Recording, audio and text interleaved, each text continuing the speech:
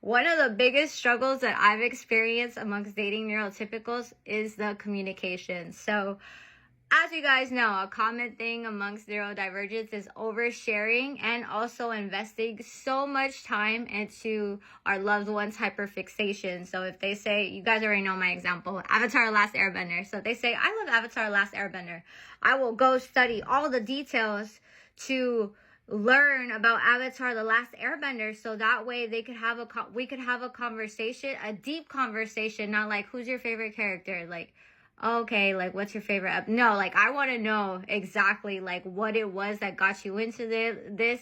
Did you know the writers? Did you know the music? Like, all these things, like, you guys already know. Amongst neurodivergents, we will fully invest and hyperfixate so that way we can have deep, meaningful conversations. But the biggest struggle, I think, as I said, is the communication. So for example, I've noticed that when it comes to, and I'm going based off of my personal experience. Again, all of us neurodivergents, we have different experiences. Yes, we have similar symptoms overall, but there are, we all have overall different personalities. And so certain things do differentiate between me and you.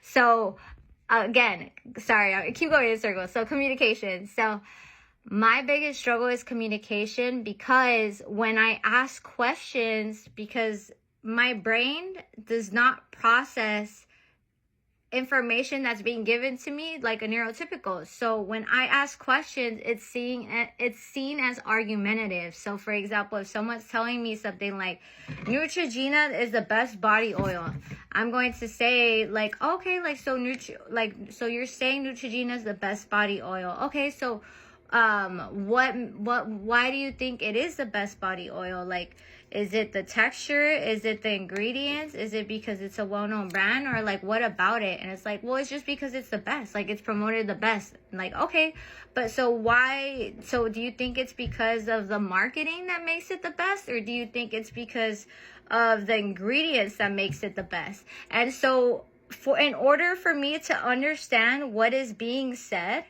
I need to repeat it back to you, and I'll need to ask a question if it doesn't make sense to me.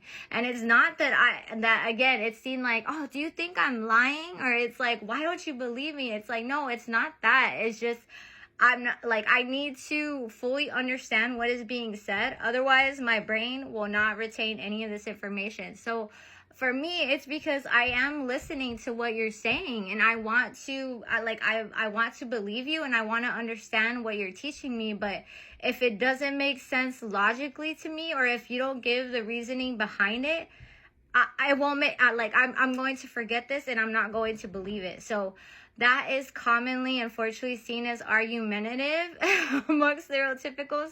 And that has been one of my biggest relationship struggles when it comes to dating neurotypicals. And I wanted to see if anyone else has gone through this struggle or in similar experiences as a neurodivergent.